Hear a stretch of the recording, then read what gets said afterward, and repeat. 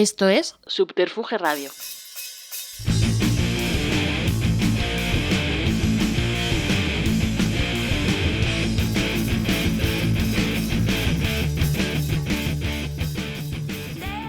Bienvenidas y bienvenidos a una nueva entrega de Simpatía por la Industria Musical, el podcast donde apenas suena música, pero es de música de todo lo que se habla, en emisión directa desde el estudio Alfonso Santisteban de la calle Almirante en Subterfuge Radio.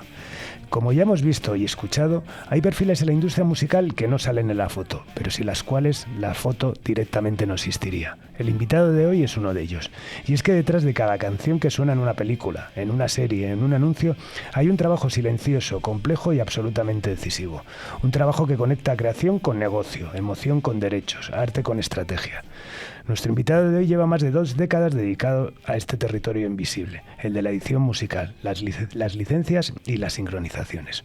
Un lugar donde las canciones encuentran nuevas vidas y donde también se decide buena parte de su valor real. Desde sus inicios casi por accidente hasta liderar uno de los departamentos clave en Warner Chappell Music, su trayectoria es también la historia de cómo ha cambiado esta industria en los últimos años. Hoy vamos a hablar de canciones, de derechos, de dinero, de cine, de publicidad, pero también de algo mucho más importante, de quien protege realmente a los creadores en un mundo que no deja de transformarse. Un placer de los buenos recibir hoy en estudio a Alfonso Santisteban de la calle Almirante en esta nueva entrega de Simpatía por la Industria Musical, a la palabra y al testimonio de Juan Bermúdez. Bienvenido, Juan. Bienvenido, Carlos. No sé por qué te digo bienvenido. Bueno, lo sé porque estoy nervioso. Bien hallado, bien hallado. No, a ver, realmente estoy encantado no solo por participar de este archivo de tradición oral, que me encanta porque mezcla lo mejor del siglo XXI, que es el podcast, con lo mejor de la prehistoria, que es la tradición oral. Qué bien. Que me flipa eso, sí, porque sobre todo tú y yo nos dedicamos a escuchar, y por eso se me hace muy raro hablar, porque el 90% de mi curro es escuchar, pero sobre todo me encanta este momento porque es algo que tú y yo nos debemos desde hace 20 años. Totalmente. Porque hemos quedado en conciertos, en reuniones, pero nunca hemos tenido una charla de más de 5 minutos de qué tal la familia, qué tal te va lo tuyo y en qué te estás metiendo ahora. Pues qué bien. Pues nada, pues muchísimas gracias por estar aquí, muchísimas gracias por esta introducción maravillosa. Y bueno, vamos a entrar al melón. Ya sabes que aquí se trata un poco de hacer un recorrido, ¿no?, vital de los invitados, que al final no deja de ser también pues hablar del recorrido vital de la industria en los últimos años, ¿no?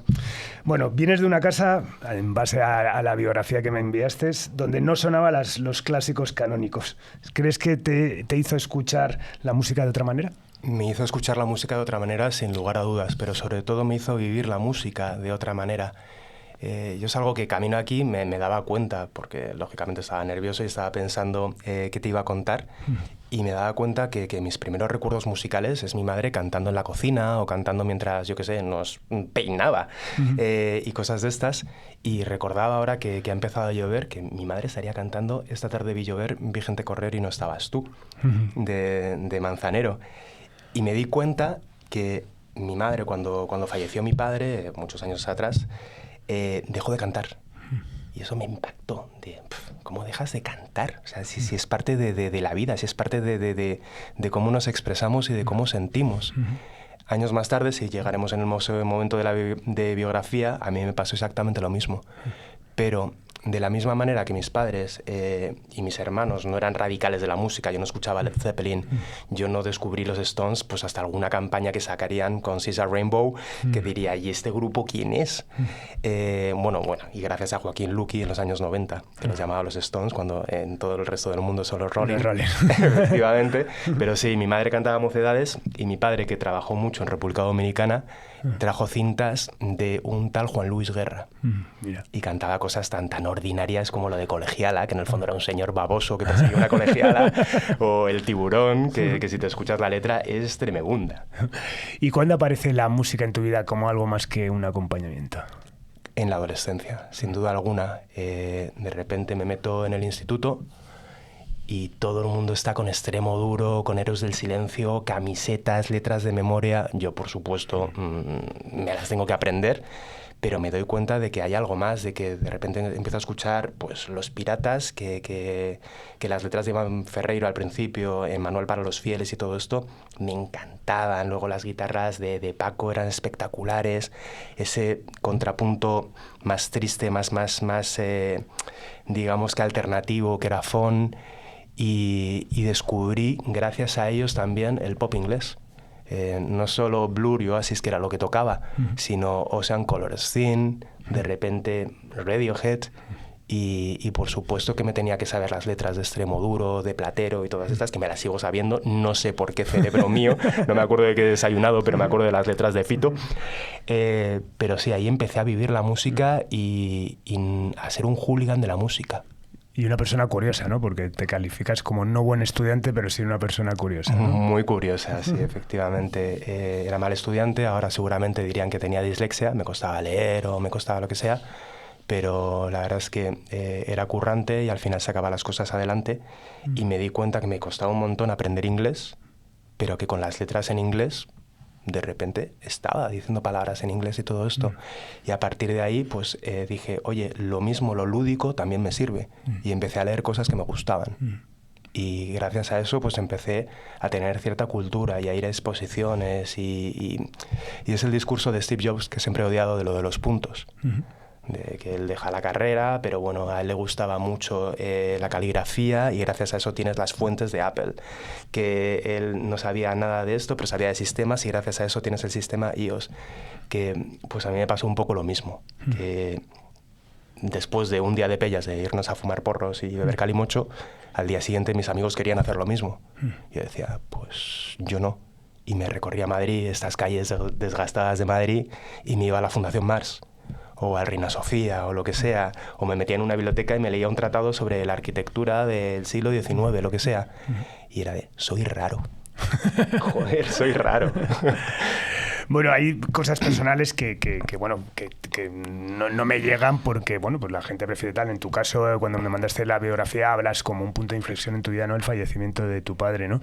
Es realmente cómo te recoloca en lo personal y en ese momento creo que incluso también afrontas, ¿no?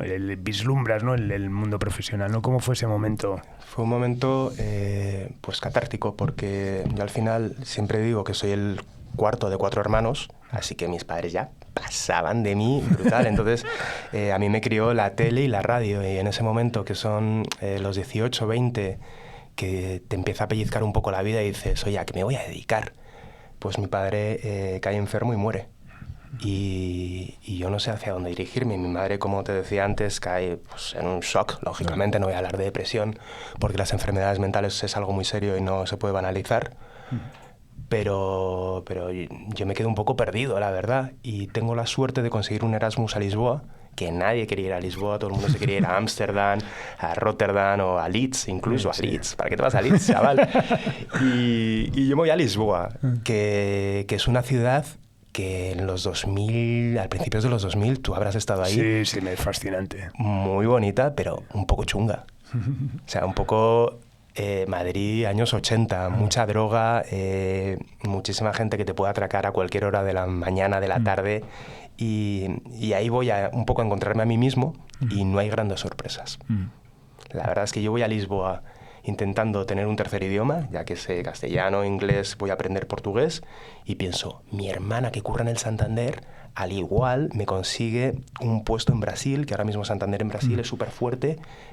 Vuelvo de Lisboa y es que, vamos, ni Santander ni leches. Quiero encontrar algo que me divierta. O algo en la radio, o algo en el cine, o algo en la industria musical, o algo en la industria cultural en general. Quiero tocar lo que me gusta, de una maldita vez. Y llega esa oportunidad y empiezas a buscar prácticas, ¿no? En la industria. Y lo primero es lo de EMI, cuando entras secando vinilos. No, a ver. ¿O es una metáfora? No es una metáfora, y lo que no es cierto es que voy buscando prácticas en la industria musical. Voy buscando prácticas. Prácticas. Oye, quiero trabajar, porque nunca había tenido un curro de oficina. Pues había sido monitor de tenis, barquero en bares de Alonso Martínez, había puesto copas en bodas, bautizos y comuniones, no sé, había hecho de todo, pero nunca había tenido trabajo de oficina. Porque además estamos hablando de principios de los 2000. Sí. Que es que lo de Internet era lo de Internet, no era Internet. Entonces, un colega de un colega me dice, oye, pues mira, tengo un amigo que está en una editorial musical y que puedes yo creo que puedes encajar, porque no buscan a gente con buenas notas. Es decir, me estaba llevando gilipollas a la cara. Me trago mi orgullo, voy a la entrevista, no tengo ni idea de lo que es una editorial musical, pienso que, bueno, lo de las partituras, por algo se empieza, no está mal. Voy a la entrevista, me cuentan de qué va una editorial musical y me cuentan de qué va el departamento de sincronizaciones y ahí me caigo al suelo de me quiero morir. No me he preparado esta entrevista. Una vez más, no es fácil encontrar información en Internet en esos momentos, pero tampoco he investigado demasiado. He hecho algo que el español medio hace mucho, de la verdad es lo que yo creo y ya está. Y es se hacen partituras en una editorial musical. Y me empiezan a contar de qué va, de que es un poco un editor, que es el que genera el copyright, el que lo registra, el que ayuda a nivel creativo, a que haya un mix, y luego el departamento de sincronizaciones, que es el que comunica a 3 industrias, que eran las que más me gustaban en ese momento, que era la musical, la del cine, la del tele y la de la publicidad, y me voy a casa prácticamente llorando de no me van a pillar. Y no sé si por mi insistencia, que yo cada semana llamaba de oye, ¿qué pasa con las prácticas? O porque alguien vio algo en mí, no sé si Mar González o Santiago Menéndez, pero entré un 14 de febrero. Y tuviste la suerte de coincidir con 2 profesionales, ¿no? Como Mar y como Santiago, que supongo que han sido personas que han influido, bueno, de hecho ahora sigues trabajando con Santiago, ¿no? Es una suerte, ¿no? Al final coincidir con personas con ese perfil que también pueden transmitir tanto conocimiento, ¿no? Ahí le has dado, efectivamente, es una suerte, porque no es algo ni que se busca, ni que sea algo obligatorio, es una suerte. De la misma manera que todo el mundo que ha pasado por este micrófono ha pasado la mili de cámara, yo pasé la mili de Mar González, que es una profesional espectacular y a día de hoy yo creo que sigue siendo la número 1, pero era muy dura como jefa. De la misma manera que negocia muy duro, era muy dura como jefa y exigía mucho. Y yo con 24 años, que era un trozo de pan y que no tenía ni idea de la industria, la verdad es que lo pasé mal. Mal, pero oye, he salido adelante, que era lo que me decían pues todo el mundo que me rodeaba de tío. Tú, si aguantas 2 años, aguantas toda la vida. Yo ahí aguantando, apretando los dientes como un jabato, a ver si levantaba la cabeza. ¿Y qué vistes en ese trabajo para sentir que era el trabajo de tu vida? A ver, Carlos, el primer día ni toqué un ordenador porque era lo que te decía un poco en la bio que te enviaba. Había una gotera en el archivo de discos de EMI, de EMI Music Publishing, y alguien tenía que secar los vinilos. Así que el primer día real, esa metáfora. Me lo pasé en el baño de hombres, saludando pues eso, a David Alonso, a Chiqui, a Paco, que es el contable, a día de hoy también, y yo secando discos. Y lo peor es que estaba feliz. Pero lo bueno es que al día siguiente conozco a Chiqui, empiezo a hablar de música, me da 100.000 vueltas la cabeza porque Chiqui es una persona que tiene una pasión comparable a la tuya con la música y que fue la primera persona profesional con la que hablé de la industria musical y de discos y me invitó al concierto de Stan Steele. Entonces yo conocí a Stan Steele por un single que habían sacado que se llamaba Cuando, que venía en un recopilatorio que sacaba Diablo, que se llamaba Indie Radio. Sí, totalmente. Entonces, sí. claro, una vez más, Internet no chuflaba. Tú tenías que comprarte los recopilatorios de Indie Radio, del Festival de Benicassin y los de DJ Amable para ir conociendo muchas bandas que luego además te tenías que ir comprando los discos. Claro. Una vez más. Entonces, allá que me fui y fui al primer concierto de la gira de Viva la Guerra de Stan Steele, donde ahí ya eclosionó Ricky Fadner, Montefusco, y hacía una prosa poética con un rock marcadamente clásico pero experimental, que yo estaba en el concierto, pues siempre lo digo, como en las típicas pelis americanas, que el chaval de pueblo se va a los años 60 a California, se toma su primer tripi y empieza a sonar Iron Butterfly. Yo estaba ahí escuchando Iron Butterfly, en plan de, se abre una nueva escena delante de mí, tío, hazlo bien. Qué bueno. Sí, recuerdo esa gira que fue espectacular.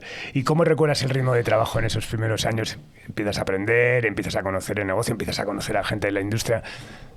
Acompaña la juventud y las ganas de comerte el mundo. ¿Qué recuerdas de ese ritmo de trabajo en una industria que al final es tan absorbente también, ¿no? Me encanta que lo veas así, porque todo el mundo empieza en discográfica, todo el mundo empieza pues en algún momento increíble de la música. Yo estaba en lo peor. Estaba en una editorial musical, que es bastante... que siempre estás al pie del cañón, pero no eres una discográfica, no eres una promocionera. Era el más joven de la oficina con mucha diferencia y encima la fiesta se había acabado. O sea, yo llegué después de que el Top Manta arrasara toda la venta física, de que OT arrasase todos los charts, y en 2007 es que no había nada. Sí, sí. Pero absolutamente nada. Entonces yo llegué a una oficina donde era el más joven con diferencia, a una industria que estaba intentando recomponerse, y menos mal que tenía el empuje de gente como Santi, que junto a ti yo creo que sois dos de las personas más inquietas de esta industria musical y que tenéis ganas y el ímpetu como para levantar cualquier tipo de negocio. Y gracias a eso me mantuve ahí porque, una vez más, yo lo que hacía era el MySpace de la compañía, de oye, es que tenemos que tener MySpace. Entonces MySpace era gracioso porque es que tenías que medio programar, tenías que hacer medio líneas de código. Sí, sí. O sea, era bastante divertido. Y por otro lado, yo planchaba discos para enviárselos a las productoras de cine, a las agencias de publicidad, también a Lovemonk, a Plus Music, a toda esta gente. Entonces yo me plancharía en mi primer año unos 2.000, 3.000 discos de promo. Y bueno, aparte de secar los discos también, y aprender todo lo que podía, porque al final me dedicaba a hacer cortos y documentales. Y ahora con el tiempo me he dado cuenta que aprendí un montón, porque es que la gente que hace cortos y documentales sabe tan poco de industria musical o de cómo hacer una sincro como yo con 23, 24 años. Claro, sí. Entonces era de, ¿por qué no me salen los deals adelante? Pues porque tienes a dos novatos intentando cerrar un negocio serio.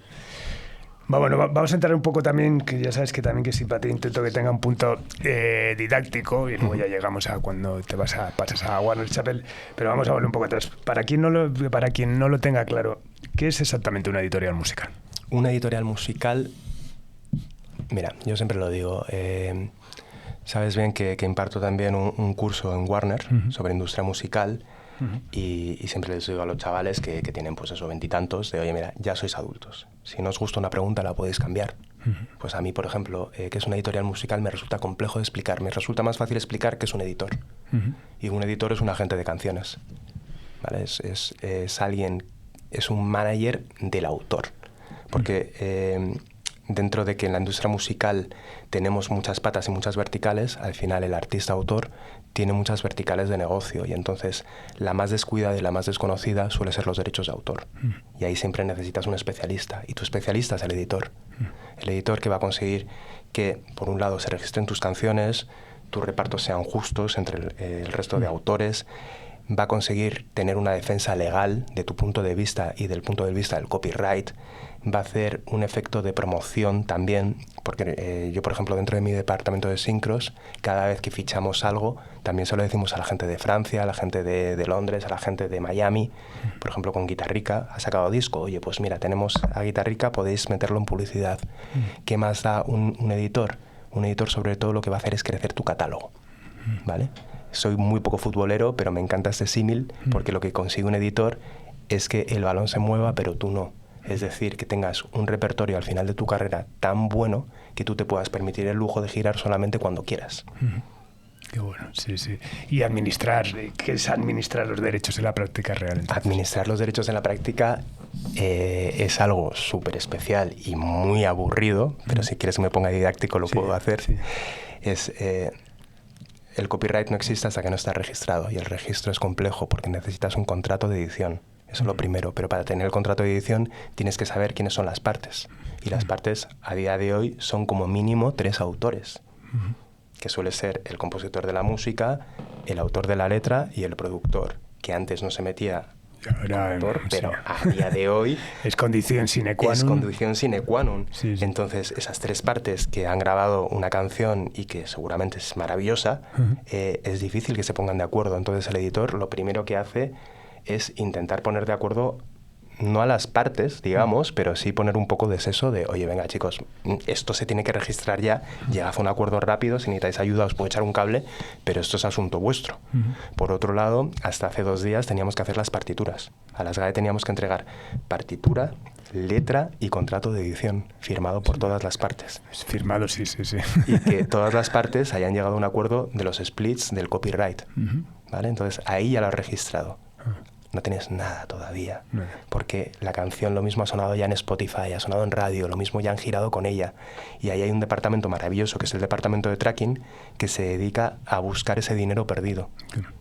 ¿Y tú crees que se valora el mundo editorial en su medida dentro de la industria?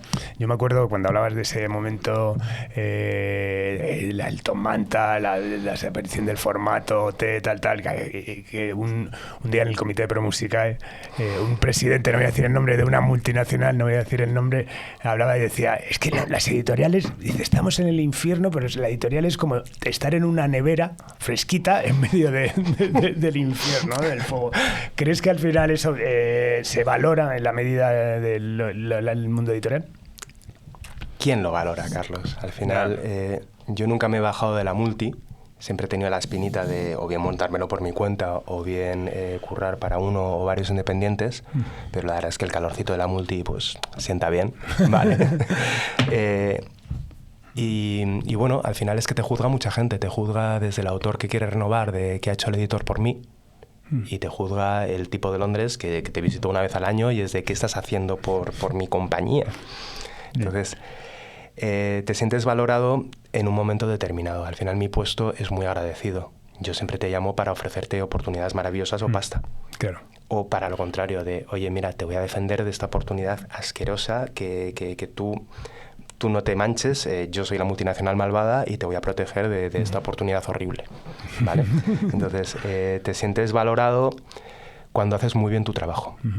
Cuando simplemente haces tu trabajo, es raro que te valoren. O sea, el editor lo tiene que hacer extraordinariamente bien para que renueven y para que se sienta el autor realmente, que sienta una simbiosis con el editor. Entonces, en el equipo actual que tenemos en Warner Chappell, pues la verdad es que eso lo conseguimos de una manera increíble. Hay que admitirlo. Bueno, eso, Warner Chappell es el responsable del departamento de licencias, sincronizaciones, etcétera. También para Dummies. ¿Qué es una sincronización? Para que me haga esa pregunta, señor Galán.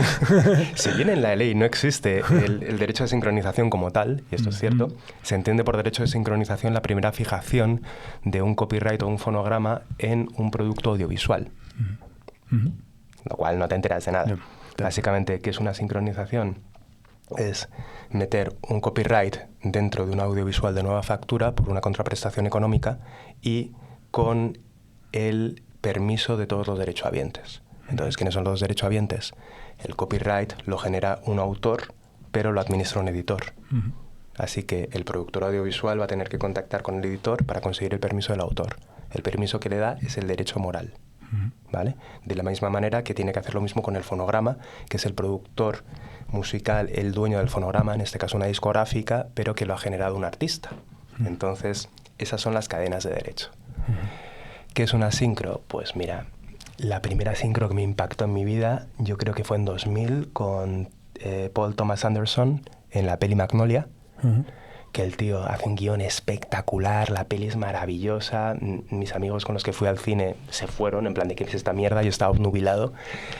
Y hay un momento de la peli que el tío, que Paul Thomas Anderson, se queda sin palabras en el guión y pilla una canción de Amy Mann y la coloca, y no solo la coloca, sino que los actores empiezan a cantarla para darte la sensación, para darte el feeling de en qué momento vital están todos. Y es de, joder, eso es una sincro. ¿Qué es una sincro? Al final, cuando una sincro está bien hecha, es una simbiosis entre el mundo musical y el mundo audiovisual. Tú ahora mismo te ves el vídeo del británico de John Leaf, sí.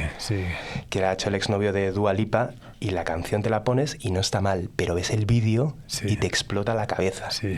Pues eso es una sincro, es cuando el idioma musical ayude a la idioma audiovisual a transmitir lo que no ha conseguido.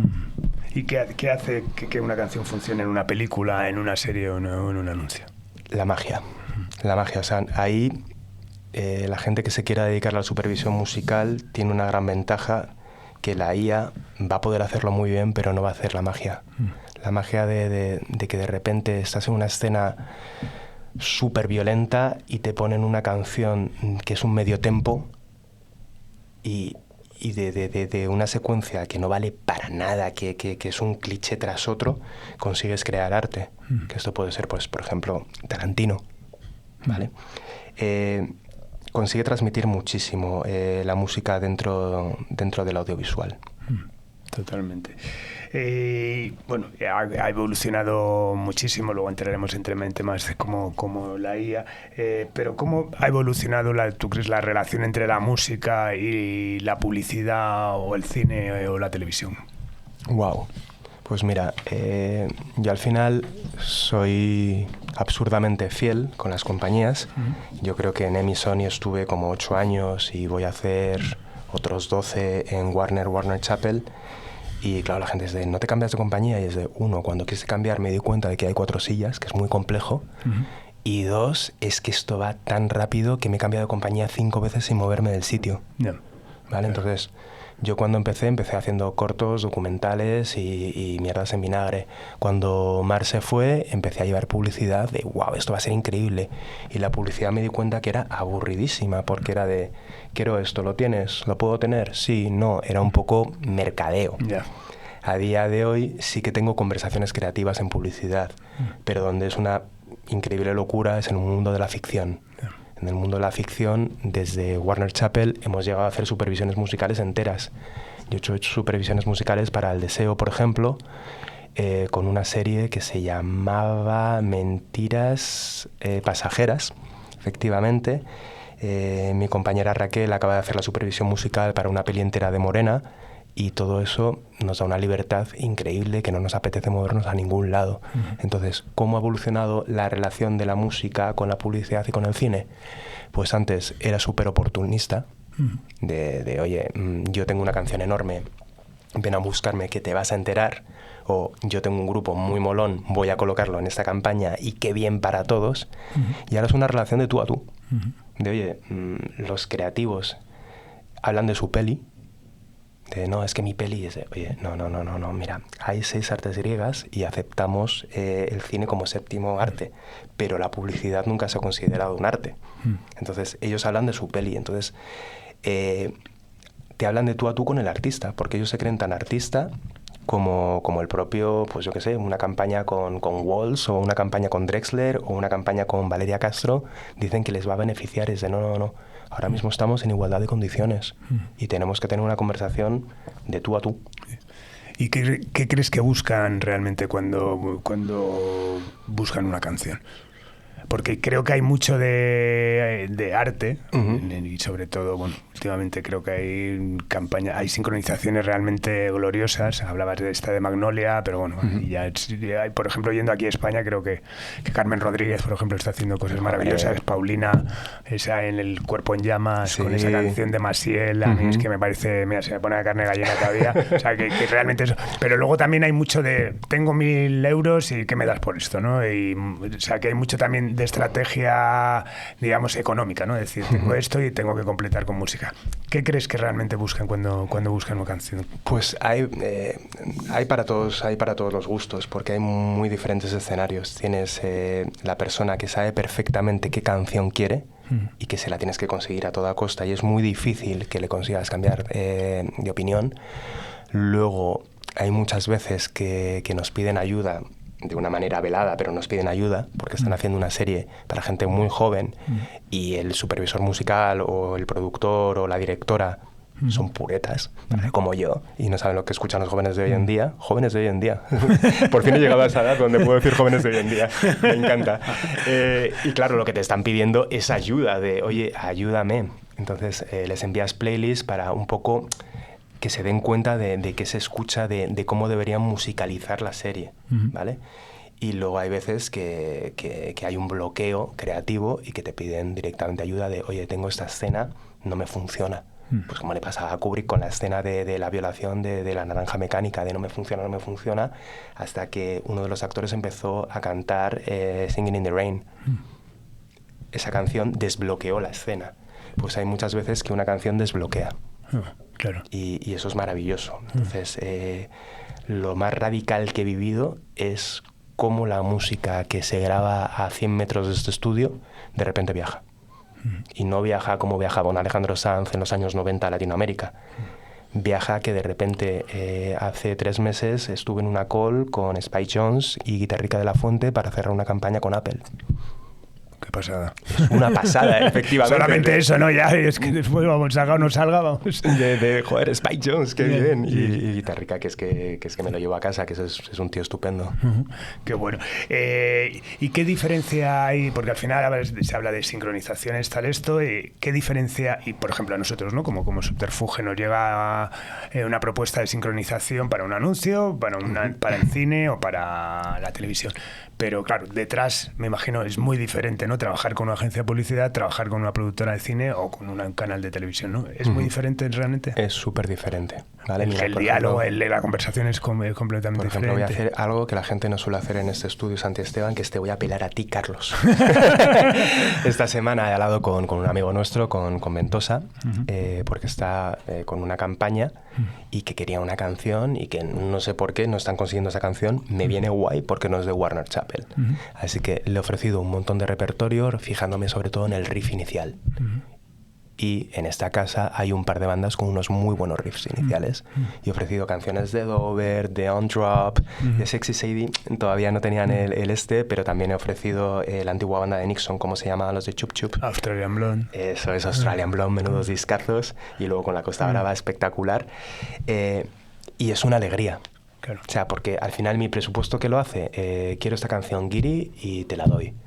Pero ¿qué hace que me enganche año tras año a este curro infernal? Porque licenciamos 700 copyrights por año, claro, más todos los que fracasamos por el camino. Sí, sí. Es decir, podemos llegar a gestionar 3.000 obras al año para licenciar solamente 700. Solamente. Con el papeleo. ¿Qué me engancha? Pues eso, el poder hablar con Nacho y tener una conversación creativa, el poder hablar contigo y darte una alegría de, oye, parece que podemos colocar a las Dover en esto. Bueno, hablar con Mariño otra vez, porque de repente Mariño vuelve a llevar a las Dover, que me encanta, este flashback. Y eso es lo que me mantiene con vida y con cordura. Si no, pues estaría matando gente como gallinas gigantes con metralletas. Totalmente. Bueno, has vivido la caída del físico, toda la transformación, el auge del digital. ¿Ha afectado eso, tú crees, a la edición musical o la edición musical ha mantenido un rumbo paralelo a...? Completamente. O sea, la nevera en el infierno ahora tiene que ser nevera, congelador, tiene que ser muchas más cosas. O sea, de la editorial que llevaba Magaz, que era, de repente le traían una banda, el tío se emocionaba, le encantaba y aún así le daba 3.000 eurines y mucho amor. Es de, tío, si te encanta, dale 30.000 y asegúratelo. No, 3.000 eurines y ya está. Y firmaban 4 cositas al año, 3 que le traía Warner y 3 que conseguían ellos. Esto no lo reconoce ni su madre. Al final, el trabajo excelso que hacen Chiqui, Cristian, Carmen y Santiago liderando de fichar hasta el último productor, hasta la última letrista, para tener un puzzle que cuadre, por un lado a nivel creativo y por otro lado a nivel market share, es que son genios. Mira, te voy a poner un ejemplo. El disco de Tangana, el madrileño, pues Warner Chappell no es el editor de Tangana, pero es el editor mayoritario. Por los Alice, claro. Víctor y el niño del Che. Claro. Bueno, y un sample de los Chichos, que hay por ahí. Entonces, el trabajo ha cambiado una barbaridad. Yo, de hecho, desde que llegué a Warner Chappell, he cambiado el workflow 3 veces. Hemos pasado de papel a tenerlo todo en Monday, que luego vamos a pasar a otro Monday, que no sé qué será, pero es súper dinámico. Y es lo que te digo, antes necesitabas 80 copyrights para cerrar un presupuesto y a día de hoy necesitas 700. Claro. Y a mí eso me encanta. Claro. Me encanta porque al final es la diferencia entre el Euromillón y la Lotería de Navidad. La Lotería de Navidad le toca muy poquito a mucha más gente. Pero gracias a ese poquito, a esas pequeñas sincros que cerramos con bandas pequeñas, con bandas olvidadas, con autores malditos, vamos sumando y hace lo que te decía al principio, que la gente renueve con su editor y que la gente tenga una nueva perspectiva de lo que es una editorial. Y a mí eso me encanta. Y otra de las cosas que me encanta de la editorial, y ya dejo de darte la turra, por favor, por favor, es algo que va en su ADN, que es darle una segunda oportunidad a una canción. Las disqueras producen la canción, la lanzan, la promocionan, hacen el vídeo, fuegos artificiales, y si chufla, ha chuflado, y si no, a otra cosa. El editor tiene el pozo de decir, pues esta canción es maravillosa. ¿Y cuándo la vais a sacar de single? ¡Qué buena idea! Y claro, todo el equipo nos la escuchamos y es de, pues, a uno le abre la puerta a, joder, pues esto para una futura colaboración con este chaval mexicano que van a poder hacer un crossover. Yo estoy pensando en, joder, esto para una campaña de seguros podría ser increíble. A ver si encuentro una pequeña campaña online para esta canción que todavía no se ha desarrollado. Entonces, siempre estamos pensando en una alternativa para una buena canción, sobre todo para una segunda oportunidad, para una buena idea. Si no ha chuflado en el lanzamiento, si no lo ha petado, puede que el editor te dé una segunda oportunidad, o bien con un remix, o bien con una sincro, o bien con una segunda vida en Latinoamérica, o con un cover en inglés. Y es evidente que han bajado los presupuestos, o al menos se han mantenido, digo, a nivel de lo que se paga por la música, en el mundo en general y en España en particular, ¿no? O sea, eso es complicado. La verdad es que siempre a todos los directores de licencias nos piden como un cuadro de sincros. Oye, me quiero enterar. ¿A cuánto está el kilo de pescado? Sí sé a cuánto está el kilo de pescado. ¿Y el barril Brent? ¿Por qué no sé a cuánto cotiza una canción de Dani Martín? Pues porque es que depende de Dani. Claro. Es que lo mismo, le apetece un montón hacer esta campaña con Repsol y te deja su nuevo single por X, y la del Canto del Loco no la quiere vender porque no le apetece, porque está en otra vaina.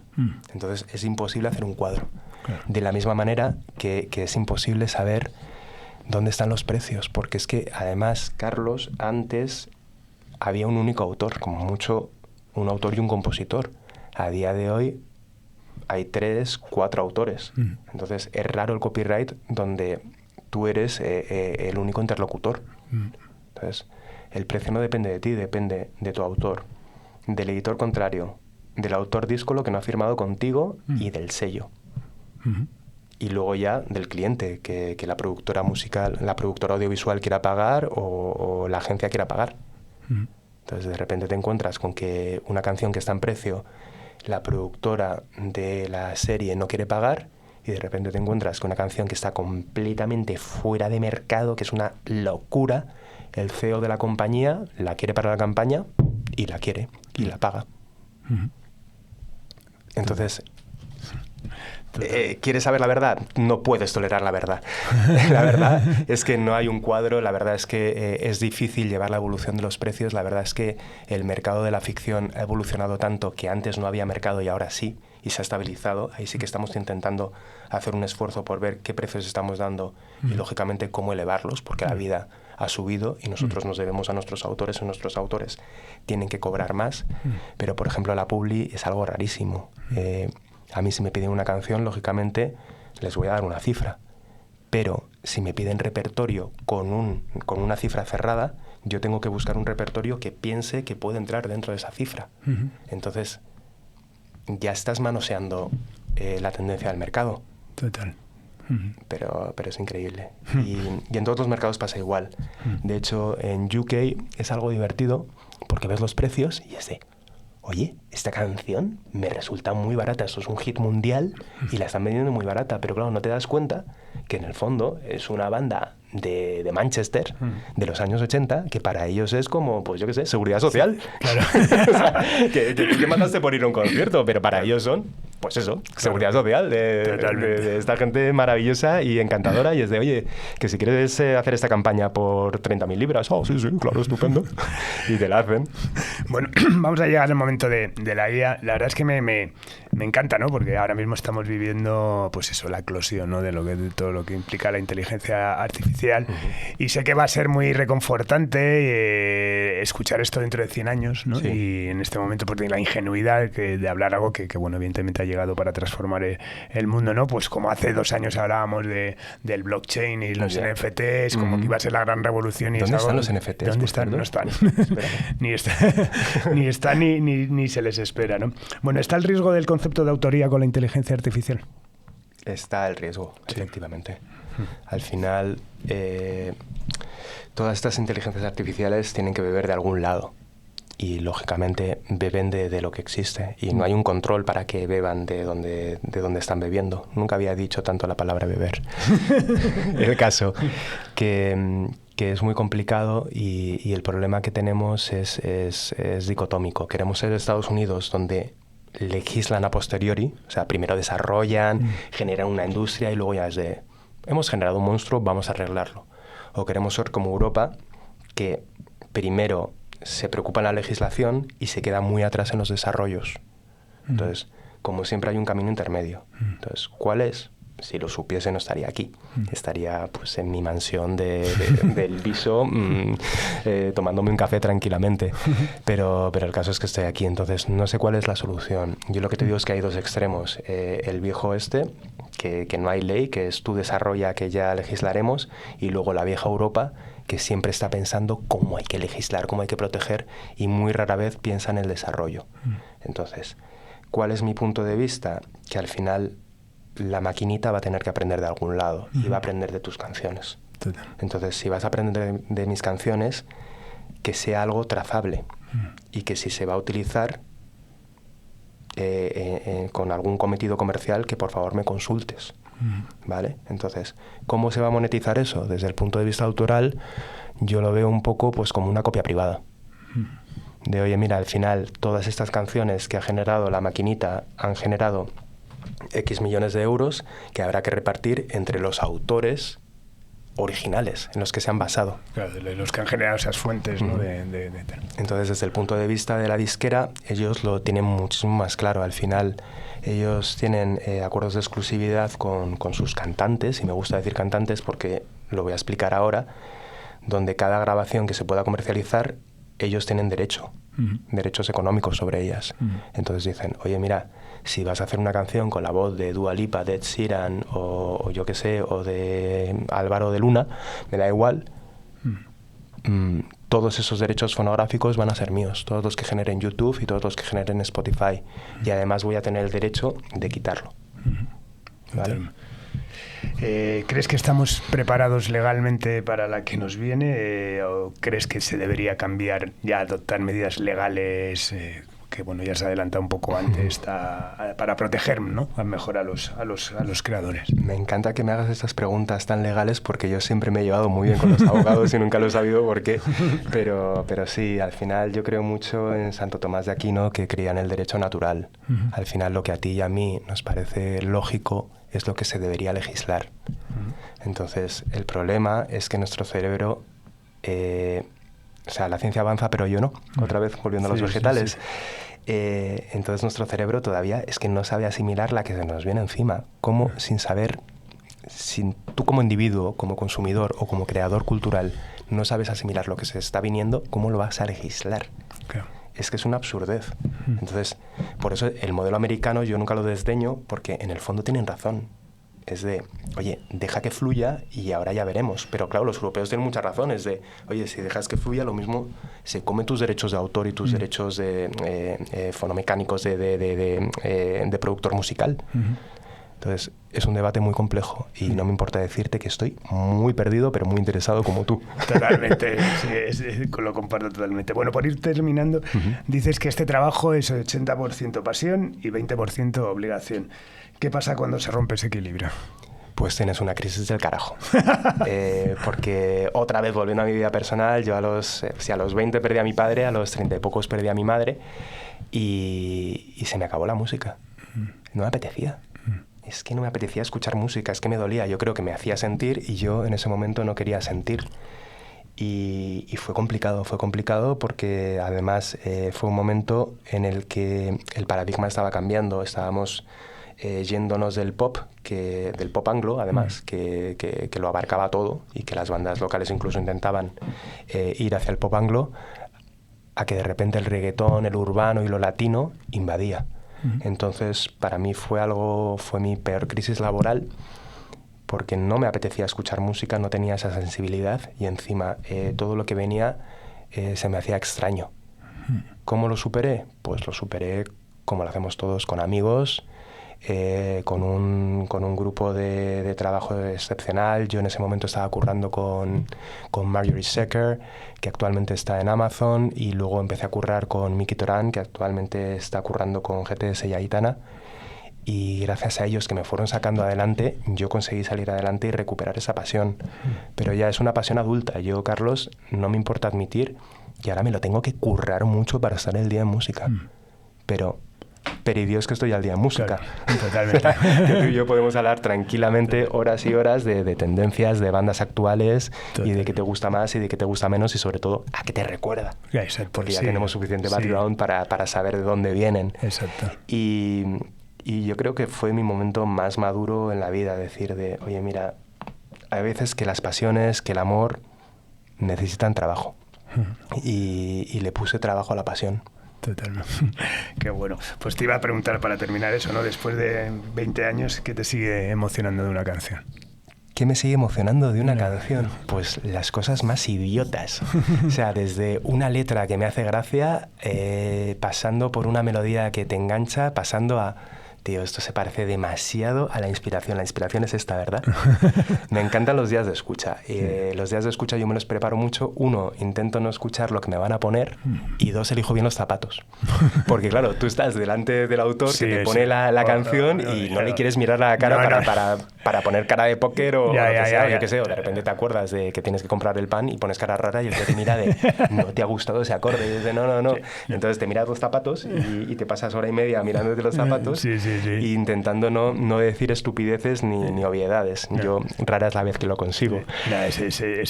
Pero lo que me engancha de la música es seguir descubriendo bandas nuevas. O sea, si pensase que con Led Zeppelin, que con Bowie se llegó a cotas que no se van a volver a alcanzar, estaría completamente equivocado. O sea, hay bandas hoy en día que es que muero y mato por ellas. La verdad. Y me encanta la escena ahora mismo en Australia que hay.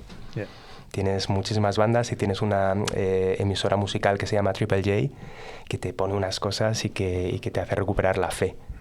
Bueno, que te hace recuperar la fe mucha gente. O sea, que en España de repente te escuchas una Valeria Castro, te escuchas, yo qué sé, un Nieto Manuel, te escuchas muchísimas cosas que te hacen decir qué gente tan buena, por favor. Qué bueno, nada, me ha encantado lo de la escucha. Además, yo es algo que intento de siempre transmitir a mis autores y a mis artistas, que no me gusta escuchar las cosas con ellos. Déjame que lo escuche tal, porque siempre me pasa lo mismo. Estoy pensando más en lo que le voy a decir que no en la propia canción. Eso es. Pero bueno, me gusta mucho. Me gusta que te pase, Carlos, porque, joder, totalmente. Pues nada, Juan, un auténtico placer. Muchísimas gracias. Ha sido educativo, divertido, emotivo, por lo cual muchísimas gracias porque has condensado todo lo que busco en estas entrevistas. Muchísimas gracias a ti, Carlos, por la oportunidad, y yo me lo he pasado genial y espero que tus espectadores también hayan aprendido algo. Claro, los de ahora y los de dentro de 100 años. Vale. Que nada, un auténtico placer. Nada más, despedimos esta nueva entrega de Simpatía por la Industria Musical en estudios Alfonso Santisteban de la calle Almirante, con Sandra Pérez a los mandos técnicos, y nos vamos con Alguien ha boicoteado el ponche de Lala Love You. Adiós.